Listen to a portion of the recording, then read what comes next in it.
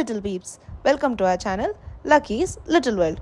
ఈరోజు మనం గోరింటాక్ యూస్ చేసి డిజైన్స్ ఎలా పెట్టుకోవాలి అని చూద్దాం. మెహందీ కోన్ యూస్ చేసి డిజైన్స్ పెట్టుకోవడం అనేది చాలా కామన్ థింగ్, కానీ మనం గోరింటాకు న్యాచురల్గా ఎలా ప్రిపేర్ చేసుకొని దాంతో గోరింటాక్ డిజైన్స్ ఎలా పెట్టుకోవాలి అని చూసేద్దాం. ఫస్ట్ గోరింటాక్ లీవ్స్ని అయితే కట్ చేసేసుకొని ఒక మిక్సీ జార్లో వేసుకొని దానిలో లెమన్ పిండుకొని ఒక 2 స్పూన్ షుగర్ వేసుకోవాలన్నమాట. అవి వేసేసుకున్న తర్వాత మనం ఫైన్గా దాన్ని గ్రైండ్ చేసేసుకోవాలి.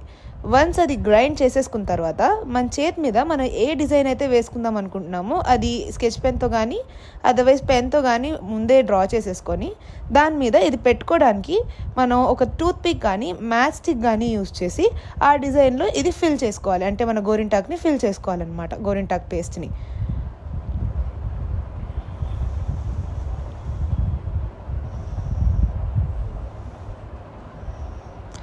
మనకి ఇష్టమైన డిజైన్స్ మనం వేసుకోవచ్చు.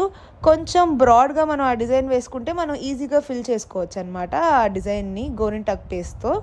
సో మనకు కావాల్సిన డిజైన్ ఏదో చూసుకొని దాన్ని బట్టి మనం ఆ గోరింటాక్ డిజైన్ వేసుకున్నామంటే మనకి కావాల్సిన విధంగా కోన్ యూస్ చేసుకోకుండా జస్ట్ ఒక టూత్ పిక్ యూస్ చేసుకొని న్యాచురల్ గోరింటాక్ అయితే మనం పెట్టుకోవచ్చు.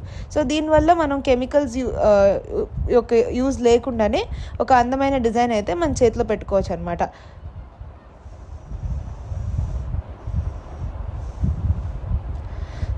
సో ఇది మా final look of the design we have made with the గోరింటాకు.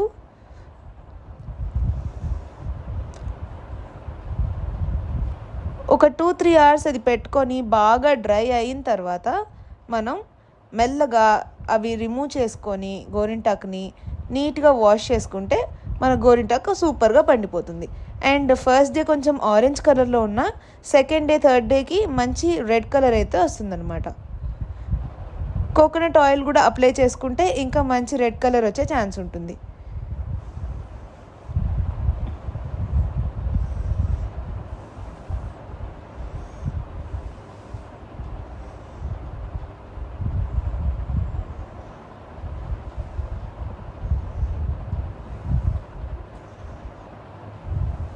So friends, this is our final look of our natural గోరింటాకు డిజైన్ వీడియో.